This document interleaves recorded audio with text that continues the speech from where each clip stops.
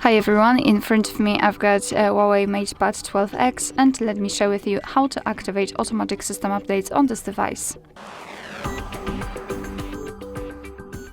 So let's start with opening the settings, and here we have to go to the About tablet, which is at the bottom of the list. Now let's keep tapping on this Harmony OS version and keep tapping until you'll see that you're in the developer mode. If you want to learn more about the developer options, I highly recommend to check our tutorial about it.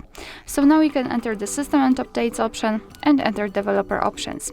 Right now all we have to do is to scroll down just a little bit to find this option, Automatic System Updates, and tap on the switcher to turn it on.